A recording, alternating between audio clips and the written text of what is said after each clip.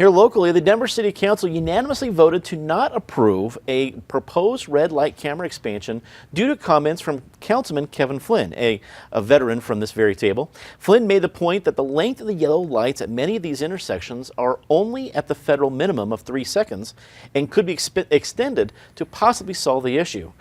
Krista, to walk in at something at the city council level that was supposed to be a slam dunk and completely turn the entire dais his way is pretty impressive, only armed with a stopwatch. What did you think of what came out of the council this week? You know what, I think Councilman Flynn is actually the star of that council. He's super smart. He's the one that actually raises interesting objections to foolish plans. And red light cameras can be a deterrent for breaking the law. They can also be a way to generate money by manipulation, and that is you keep the yellow lights, the timing very short, and then you have the red lights, and then you just make a lot of money. And that does not actually contribute to public safety. Lengthen that yellow light out, give people a chance to get through that intersection. If people continue to run the red light, then put up a camera. But otherwise, I think Flynn is dead on. Patty, what do you think? As a veteran of this table, we know how smart Kevin Flynn is, but once he got into city council, that was, at least the jury was going to be out. What did you think of the idea? Oh, he did a great job. And the thing is, let's remember Kevin Flynn, longtime journalist, really strong journalist, covered City Hall, knows the issues, and knows that sometimes common sense is required. And he went out with a stopwatch and his wife, and they just timed things, and they figured it out. So sometimes you don't need months of study. You need someone who uses common sense. And so good for Kevin Flynn.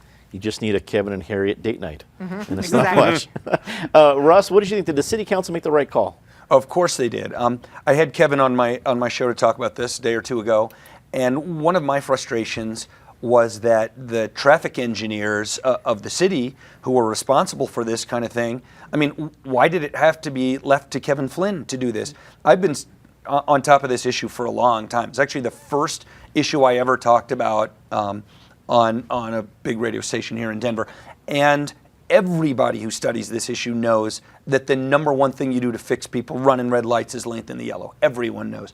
And the fact that it had to be left to Kevin Flynn to do that is really quite outrageous. I'd also note that the city of Aurora, by a 2-to-1 margin in November, voted to eliminate their red light cameras, and Aurora's red light cameras are gone.